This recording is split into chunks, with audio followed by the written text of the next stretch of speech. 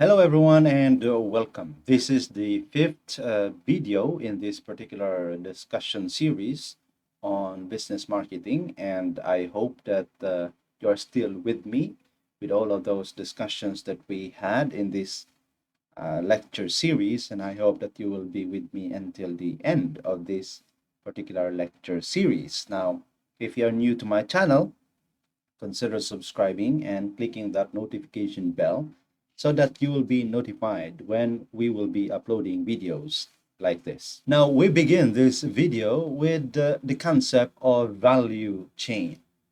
Now, when talking about the value chain, we are talking about how value is transposed from a raw material or from an idea to a raw material towards the development of a product and to the customers. Strategies and strategic plans must incorporate those kinds of point of view and kinds of thinking because it is highly necessary that as a strategic officer that makes decisions for the company, you must be able to transfer that value from an idea towards the end of the customers, which are in effect users of your product. Now, a value chain is a business model that describes the full range of activities needed to create a product or service. For companies that produces goods, which means these are tangible items, a value chain comprises steps that involves bringing the product from the conception to distribution and everything in between, such as procuring raw materials, manufacturing functions, and marketing activities. Now, if you notice, those highly rated restaurants begins delivering value to their customers not at the point of serving their customers, but at the very point of choosing the raw materials, choosing the right quality, the excellent quality that their customer deserves. And that's basic. When you provide value, you start from the beginning so that value is carried away towards the end consumers or your customers. And the importance of value chain with respect to strategic planning is huge enough that if you fail to transfer value from one strategic point to the other, it would result to a strategic failure of the company. Now, take into consideration that value chain is a very important concept with respect to strategic planning. Then we have to talk about the primary activities with respect to strategic planning. Now, primary activities consist of five components, and all are essentials for adding value and creating competitive advantage. Of course, it is highly important that we have to transfer that value towards our customers from the beginning of our product offering. As I've already told you, the delivery of value starts from the idea of delivering the product towards choosing the right and correct and excellent raw material, and then delivering the final product towards the customer for customer satisfaction. And so these are now the activities in strategic planning or in a strategic plan. First is talking about inbound logistics, which includes like receiving, warehousing, and managing inventory. Now let's say for example, if you are managing huge volumes of items, you need a warehouse where you store in safe condition the items that you are storing. Otherwise, it would result to spoilage or some problems later on in the value chain or in the supply chain.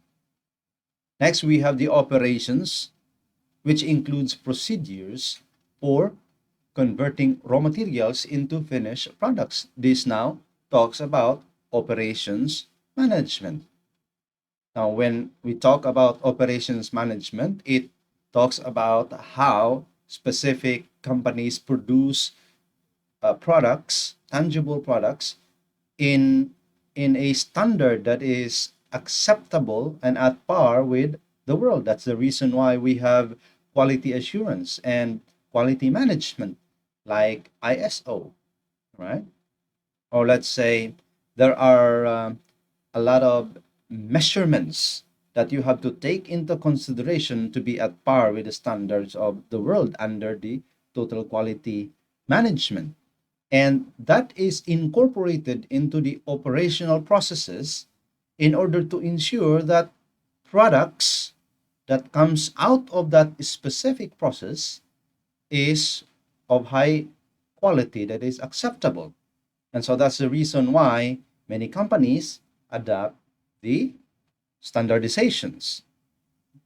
And these standardizations are actually granted to certain companies that can qualify to these particular standards.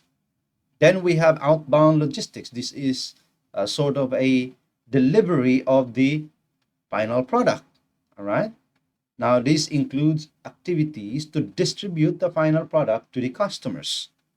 So you have to ensure that while it is true that you have high quality products, that during the transition of delivering these products, it will not result in some disastrous scenario. So you have to make sure that delivery are within the exact defined time frame. Then we have marketing and sales, which include, of course, strategies to enhance visibility and target appropriate customers, such as advertising, promotion, and pricing. In fact, you are studying business marketing or you're studying something related to business that involves marketing, and that specific study is within the ambit of these primary activities, which is marketing and sales.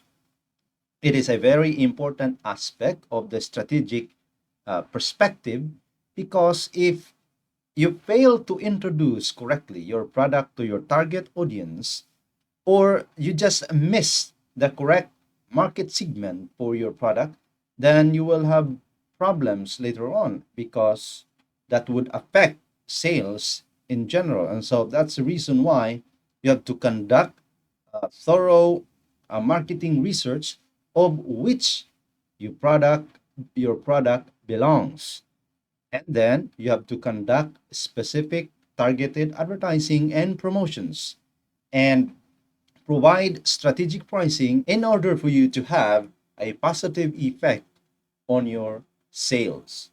Now, then we go to services that includes programs to maintain products and enhance customer or consumer experience, like customer service, maintenance, repair, refund, and exchange whenever there are products that are with factory defects, or probably at some point is problematic in its nature. So you have to replace these particular products. And these services, additional services that are not part of the product itself, forms part of your strategic plan, because this is a kind of a differentiation strategy by which you make a difference from all of the competitors within a specific spectrum of a market segment.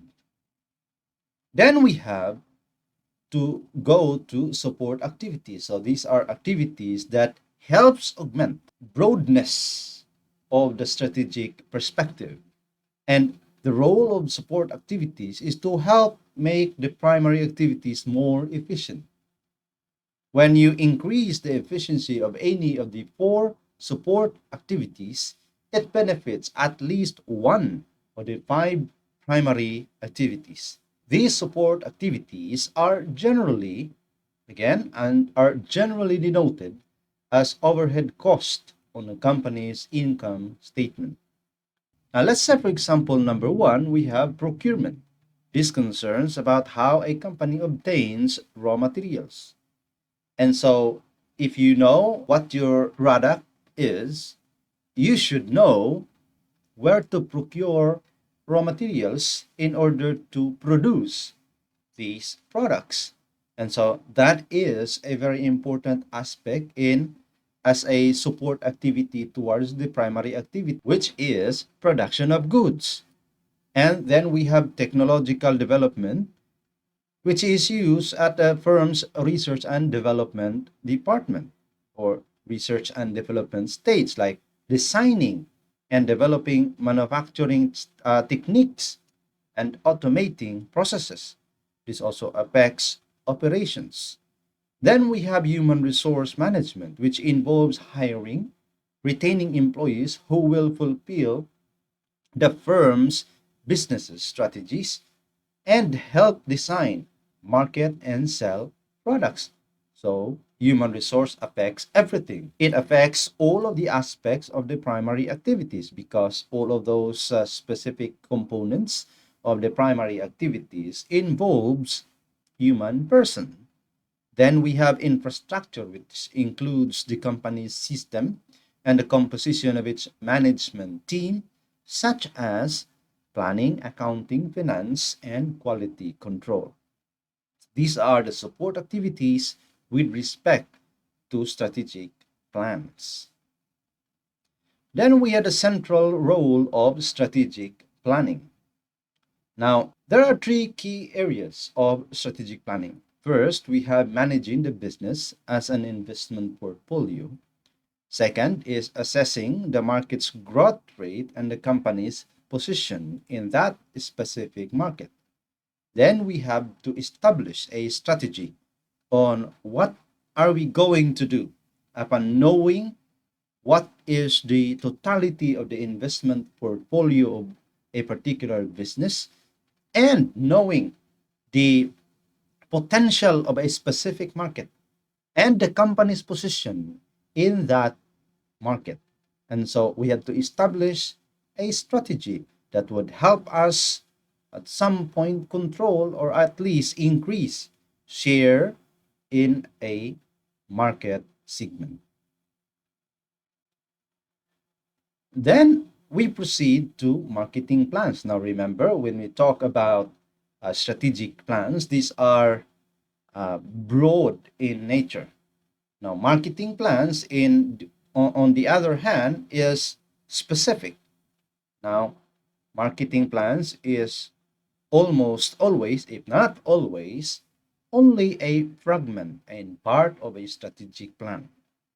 Now, a marketing plan is a central instrument for directing, coordinating the marketing effort.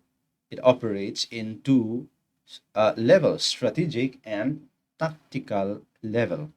Now, a strategic marketing plan lays out the large market or the firm's value proposition based on the analysis of the best market opportunities, which means that strategic plans is sort of an outlook, a forward looking perspective by which we see what happens in the future and how do we get there.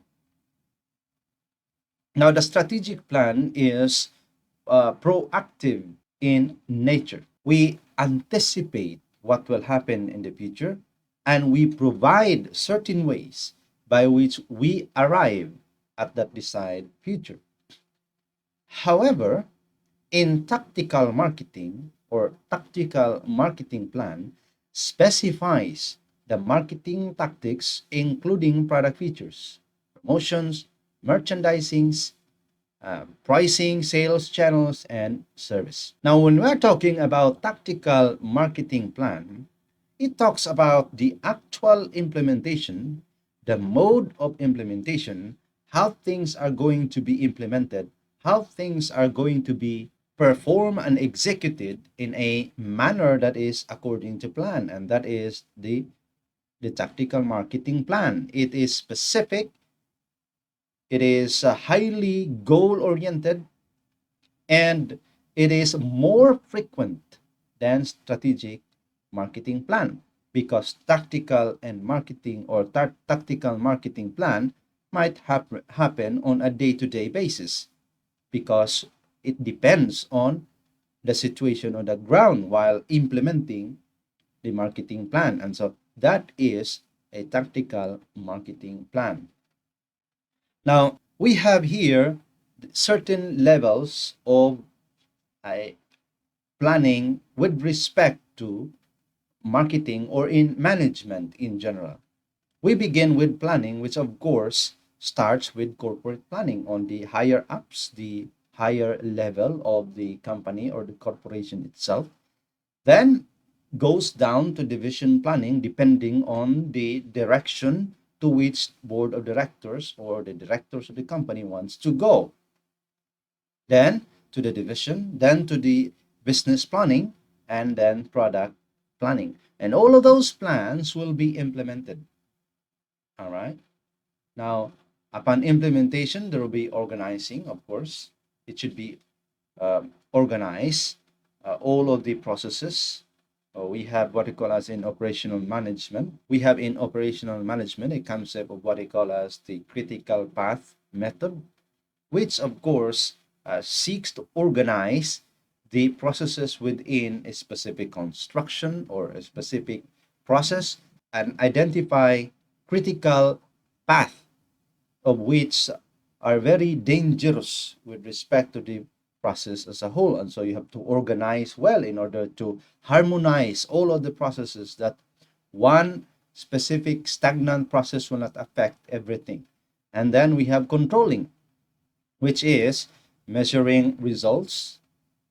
You have to evaluate, diagnose the result, and then take corrective action and go back again. That is the planning cycle.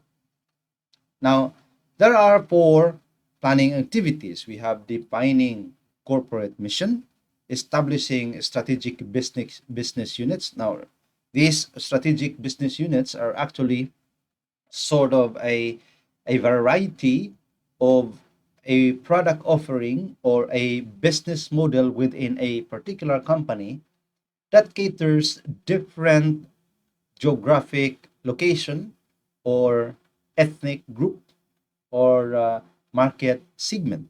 Now, assigning resources to each of the strategic units and then assigning growth or assessing group opportunities.